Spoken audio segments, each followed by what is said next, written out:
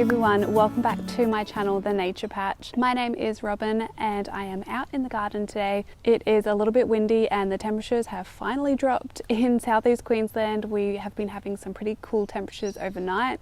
We've been dropping well under below 10 degrees at night, which I know definitely isn't cold to a lot of you, but 4 degrees Celsius at night is getting pretty chilly for us. So we're really well into autumn and can start really just getting into those winter plantings and putting all of the winter seedlings out. Unfortunately, the other day I came out into the garden and a bush turkey had gone into all of the beds behind me and pretty much destroyed a lot of the winter seedlings that I had planted out. I'd planted a few different rows of some radish, kohlrabi, some lettuce, and a lot of those were pretty much just teared up by this lovely bush turkey, who even dug up some of my sweet potato and probably picked at one of the only sweet potatoes that was successfully growing in one of the beds. But that is okay because I have done some garden therapy obviously and gone to one of my local nurseries and picked up some more seedlings. So I thought I would just show you what I bought and why I bought some of these ones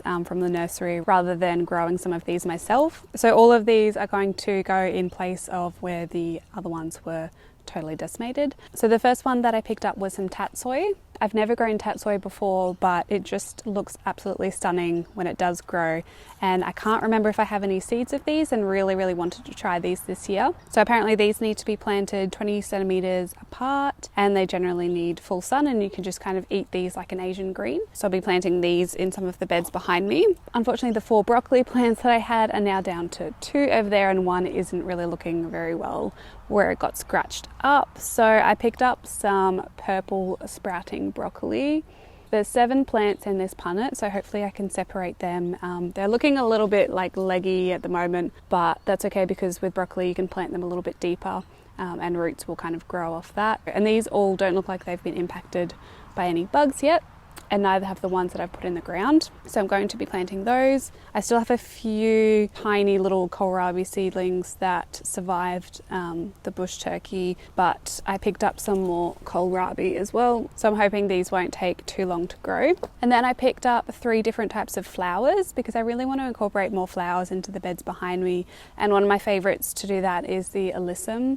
So just got the pink Alyssum. I've had this one before as well as the white one, and this has these really nice pink kind of cloudy flowers. And I also got some Violas. I've never grown these before, but I think they're really pretty. So I just got a sorbet mix, apparently is what it's called. And again, I'm just going to be doing the same, planting them around the borders because they don't get too tall. And last up I picked some Livingstone Daisies up. So this is a tough and hardy low growing border plant with pretty daisy like blooms available in shades of red, pink, white and orange. So I think this is just a mix of those. And these have really nice shiny succulent leaves, so I'll be planting some of these out in my front cottage garden as well because I think they will create a nice little border. And the reason why I picked up some flowers is because I really suck at germinating flower seeds. Often a lot of flower seeds, a lot of daisies are really small and finicky, and just some of the potting mix that I was using just wasn't working to grow these. I really need to be growing them in like a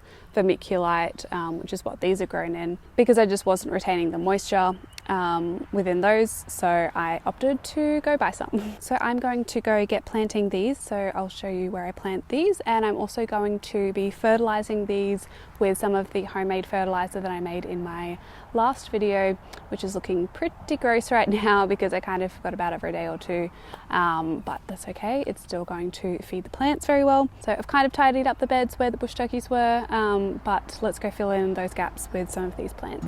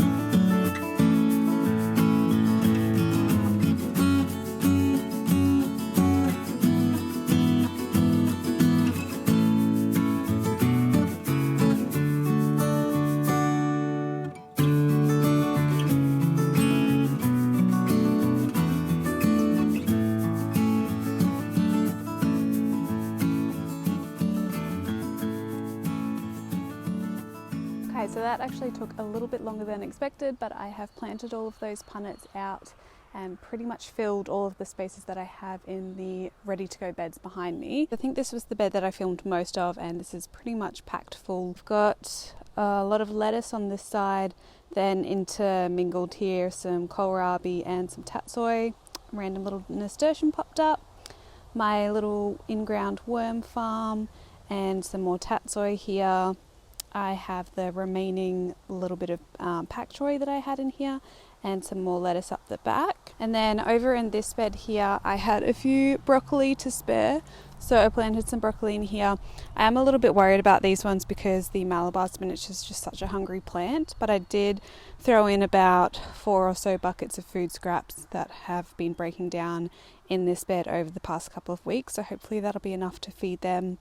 I just need to make sure to give extra fertilizer. And then down in my no dig bed, I have planted some more purple sprouting broccoli, and that's the tag of it there. It says apparently you can harvest in 10 weeks from transplanting, but we'll see how that goes. And I also planted a lot of flowers out the front, which I don't think I've ever shown you the front garden before, and that's because it's definitely a work in progress. It's something because we're in a rental I don't want to put too much money and time into, but I still want it to look aesthetic. So I've tried to go with a little bit more of a native flower theme and things that are just a little bit more hardy in general. So I'll show you what it's looking like.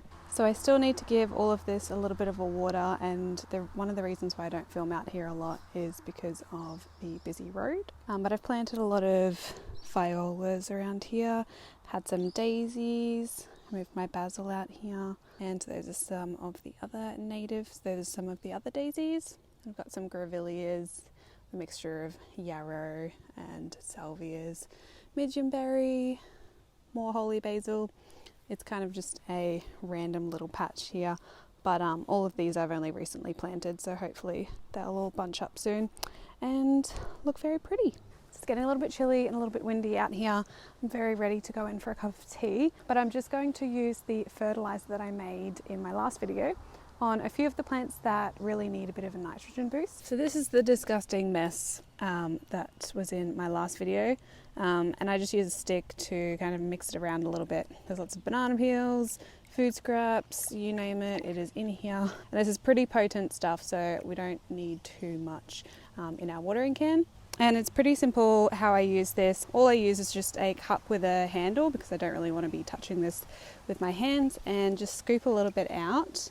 Bear in mind this may have a few seeds in it, so that's something you want to consider. If you've got a watering can with really small holes, they might get stuck around the holes. All I do is just fill up the cup to about halfway or so that's about 400 mils, and then pop it in the watering can and fill that up, and it's ready to go on the plants. So this afternoon I'm going to be feeding my onions and garlic. It's something that I didn't realise until a while ago, that your onion and garlic actually needs quite a lot of nitrogen, along with other minerals and nutrients of course, but generally the size of the bulb is indicative of the size of the green growth as well, and the green growth of your onions and your garlic occurs from the nitrogen in the soil. So while they're young, I'm going to be pretty heavily feeding them with some nitrogen just to get them a really good boost. They've been in the ground now for quite a few weeks, and they're starting to just get a little bit stronger, and I just want to kickstart that strength so that they keep growing upright and keep putting energy into that leafy growth, which will really just create a stronger plant and be able to support it if there's any strong winds. So this is what they're looking like at the moment. They're starting to get quite a little bit of a thicker stem. They're not bulbing up or anything yet, but they've been really liking this cooler weather, and I really want to help them out a little bit right now and give them a good feed. So I'm going to be feeding them one of the watering buckets from the fertilizer that I made. You could use any general purpose fertilizer that's got the right amount of nitrogen in it. I'm just opting for a homemade one because I want to save money, and also I don't want to be going to the store when I don't have to at the moment. So I'm going to water these ones as well as the garlic down here. So you can see they're pretty small now, and I want them to get a lot stronger, but I really want them to get a really nice stem here and put a lot of energy into their growth so that they become a lot more upright and they can support themselves a little bit more. So I'm going to finish feeding all of these plants and then head inside and make a cup of tea. And we are going to be making an epic vegan pie tonight. I am very excited to get the house all cozy and spend time with the cats and enjoy my Sunday afternoon. I hope you're all having a lovely day wherever you are in the world. Thank you so much for watching this video. Please remember to hit that subscribe button and like the video if you would like to see more videos like this, and leave me a comment down below on what you've been up to in the garden lately. I really love interacting with you all and seeing what you're doing, seeing what you're planting in your part of the world. I find it really interesting and I love learning about what other people are doing in the garden. Thanks for watching again, and until my next video, happy gardening guys. Bye!